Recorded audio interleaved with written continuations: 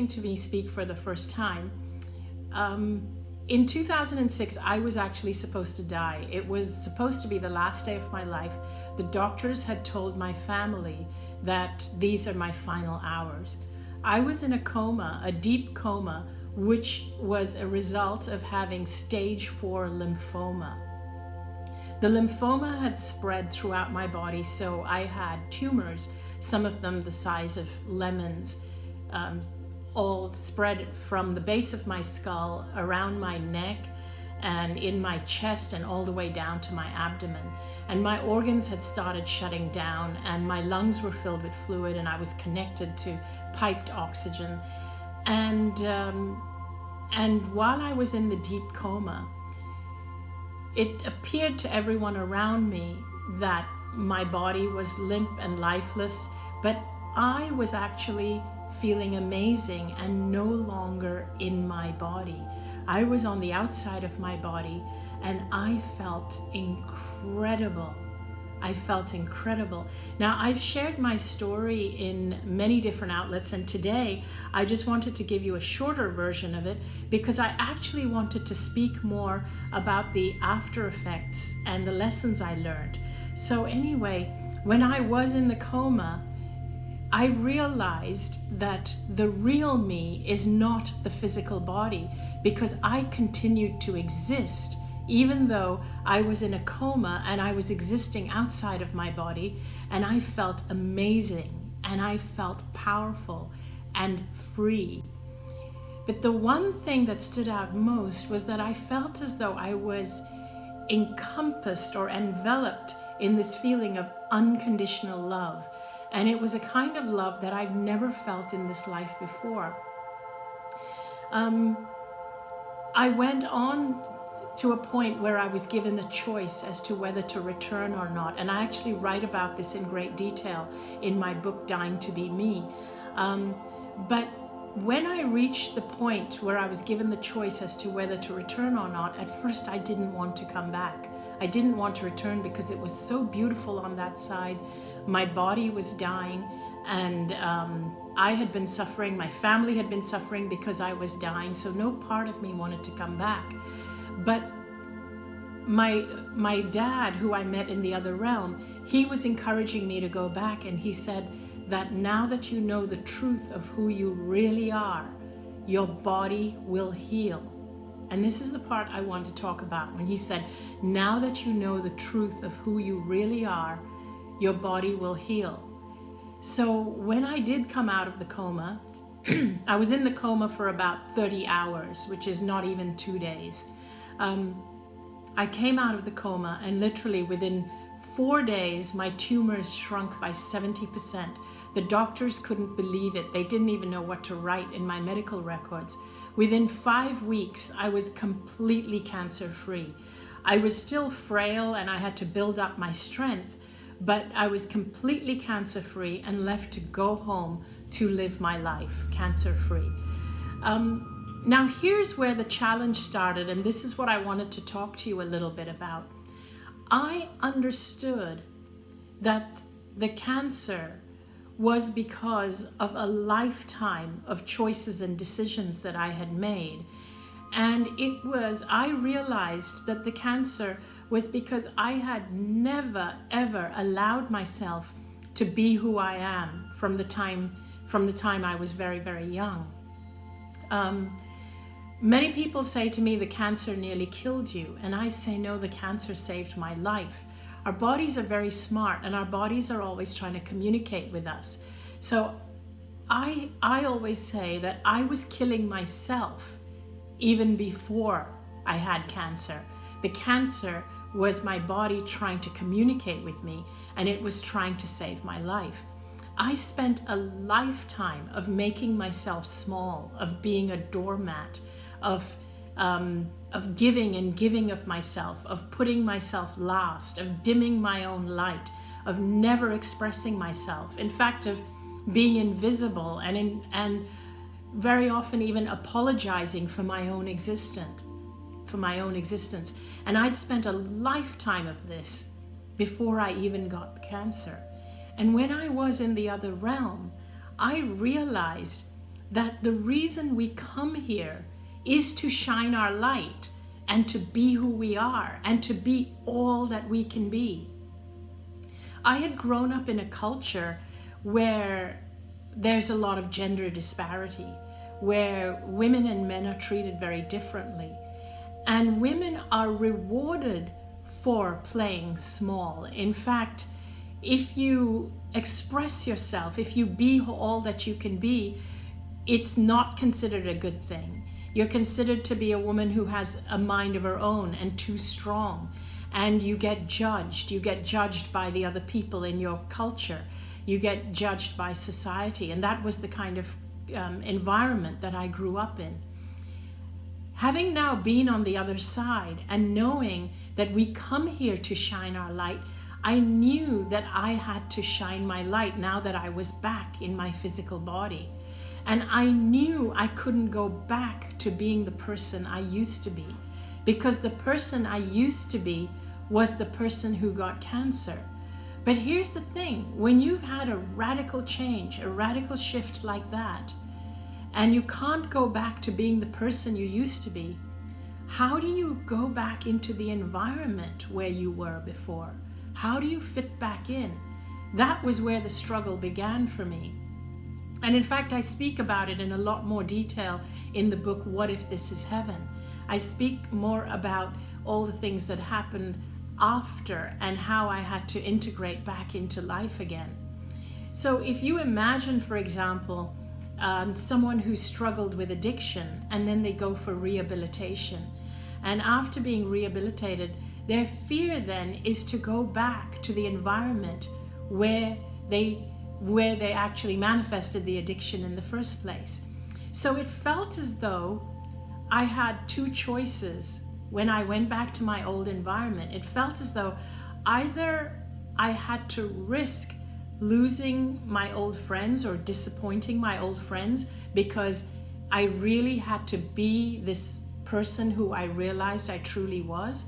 I had to discover who I really am, and I was afraid my old friends, my old community, my old society may not like me or accept me anymore. So either I had to do that and take that risk, or I had to go back to be the person I used to be.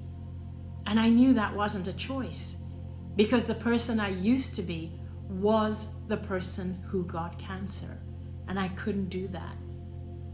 Thankfully, I have a husband who is extremely supportive, and so we ended up moving to a completely new area, a new village, a new town, in a new home, and we lived amongst people who didn't know me. They didn't know who I was before, and this was very liberating. It was very freeing, because I was now able to completely explore freely who I am now, who I am as a result of this near-death experience, as a result of discovering that I'm supposed to express myself. I'm not supposed to repress myself. I'm not supposed to make myself small. I'm not supposed to be a doormat. I used to be a people pleaser. So I realized the best thing I can do is shine my light bright. And so now I was able to do that safely in an environment where nobody knew the person I was before.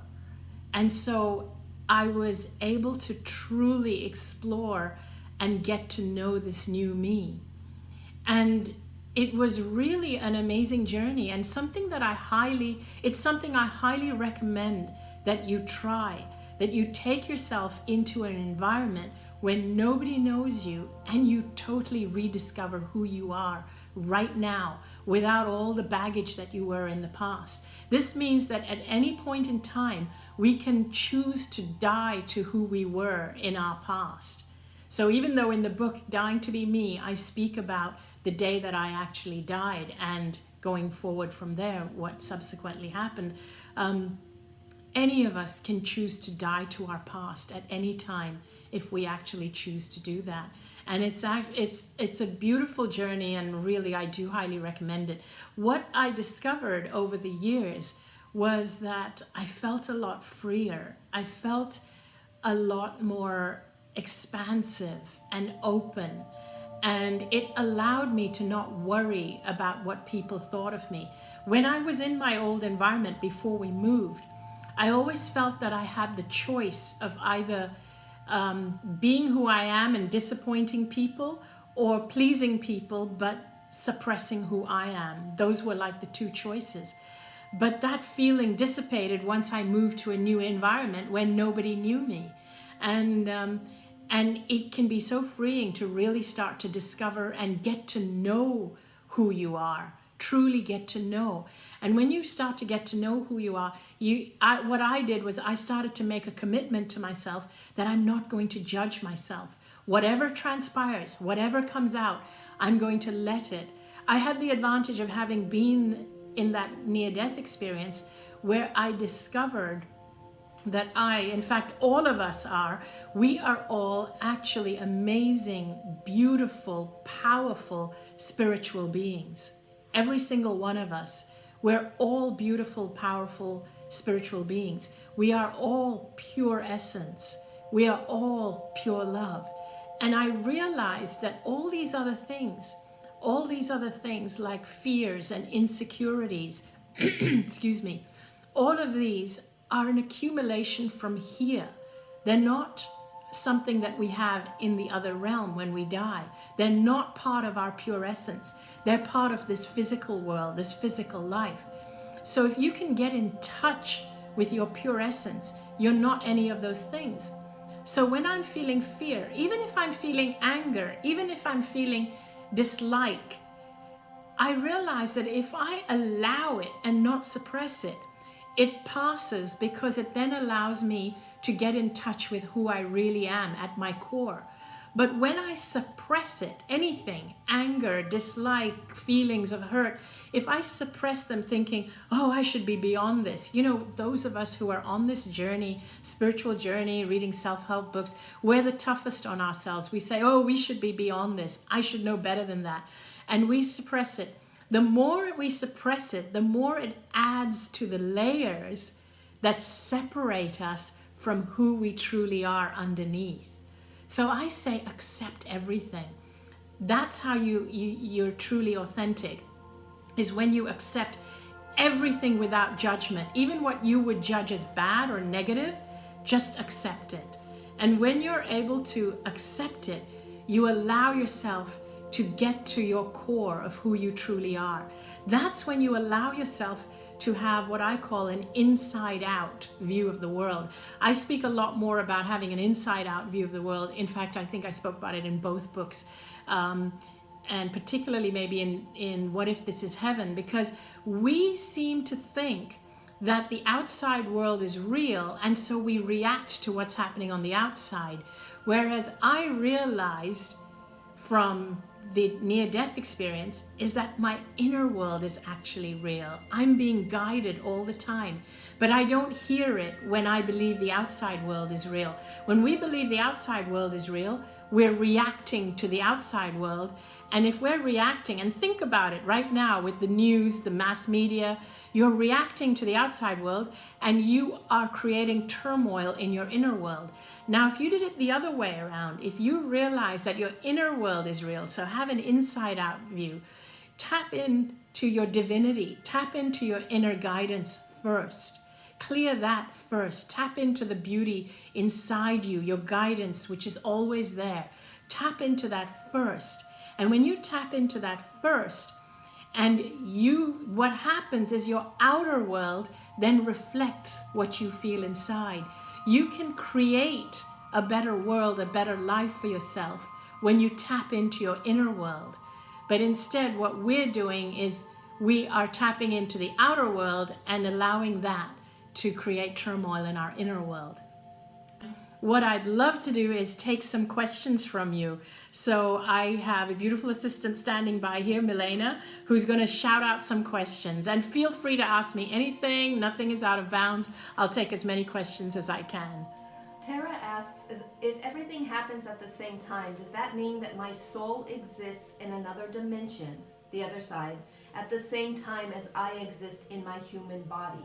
Can my soul observe me? Yes, your soul can. I know that's a bit of a mind bender, but I actually believe that because when I was in the other realm, I saw all our lives exist, all my lives existed simultaneously, as if it was all part of one grand tapestry. And from that realm, it just makes so much sense. But when we try to make sense of it here, because our minds think in linear time, it's very hard to make sense of it.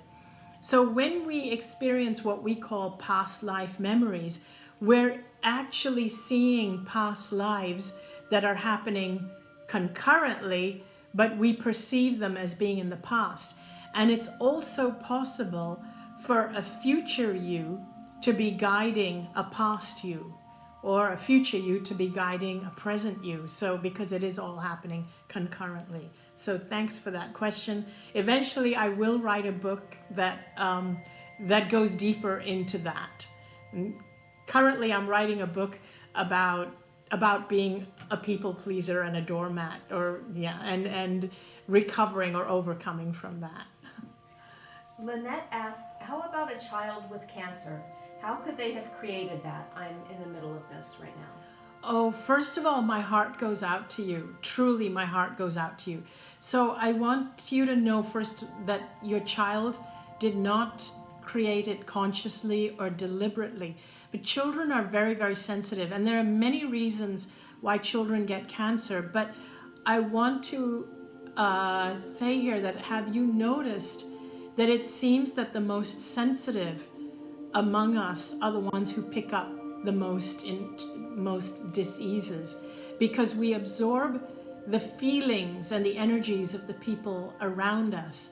I say this is not just applicable to children, so my heart truly goes out to you. But this is applicable to any of you who are super sensitive, super empathetic, and those of you who are healers. If you're a healer, you're around people who need healing all the time. And you're a healer probably because you're super sensitive and you can feel the suffering of other people. And those of us who are like that are the most susceptible to absorbing or picking up on the energies around us. So if you are taking care of a child who is going through a challenging time, number one, assure the child all the time that they are loved unconditionally, no matter what. If parents are going through something traumatic between them, both parents need to assure the child that they both love the child unconditionally, even if they're not living together. If that's not possible with the other parent, the parent who's with the child needs to keep showing this child that they are loved unconditionally. The other thing is, the parent who is taking care of the child, or parents, they have to make sure that they are uplifted and taking care of themselves and not in fear all the time. The more that you are in fear, the more that you are in turmoil, the more the child is picking up on that energy. So the idea is, now don't worry about it, but actually tell yourself, okay, I need to love myself first. I need to be a role model for my child on how to love themselves and take care of themselves.